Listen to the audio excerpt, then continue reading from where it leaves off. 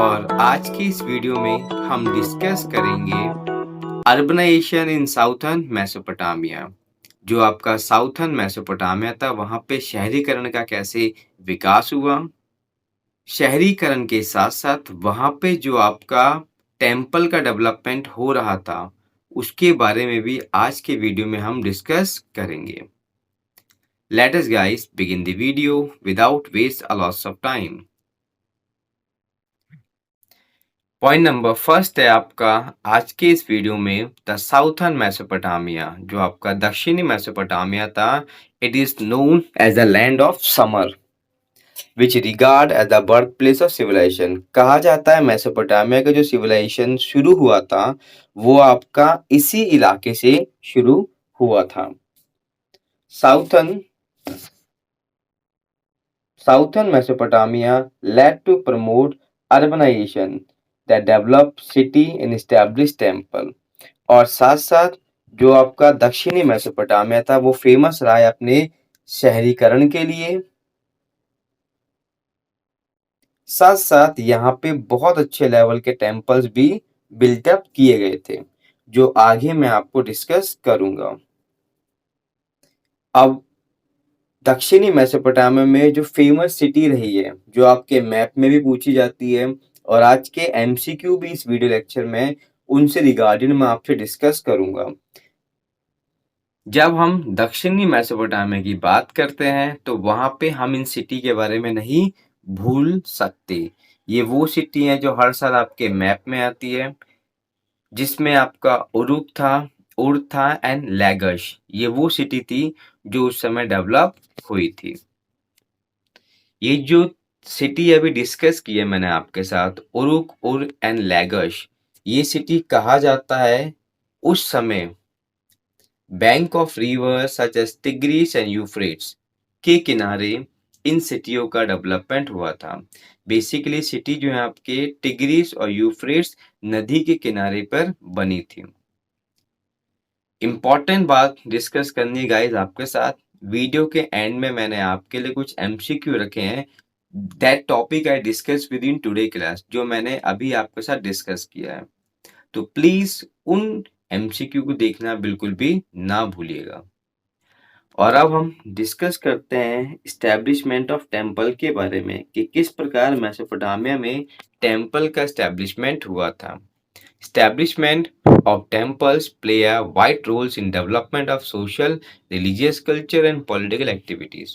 उस समय जो मेसोपोटामिया में मंदिर बन रहे थे उन मंदिरों का एक बहुत ही इम्पोर्टेंट रोल माना जाता है to have the development of social, religious, culture and political activities.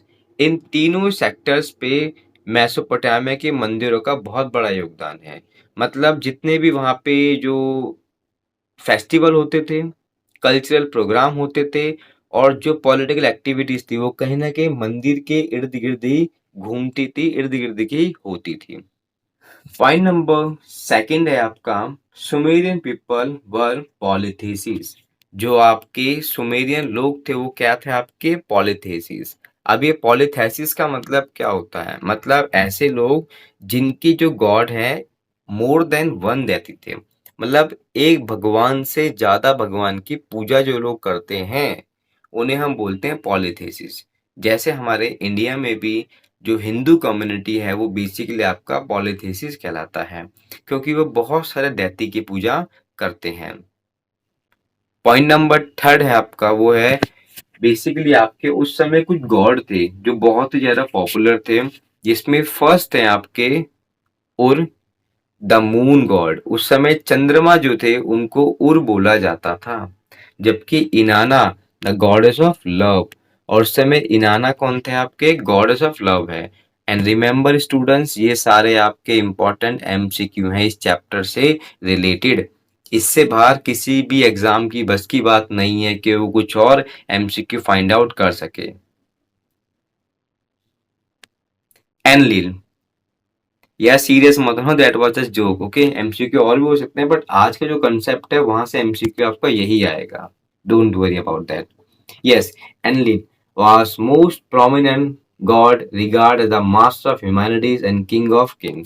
साथ में एनलिल की भी उस समय पूजा की जाती थी, और जो एनलिल की पूजा की जाती थी उनको उस समय राजाओं का राजा और सबसे ज्यादा फेमस गॉड मेसोपोटामिया में माना गया है।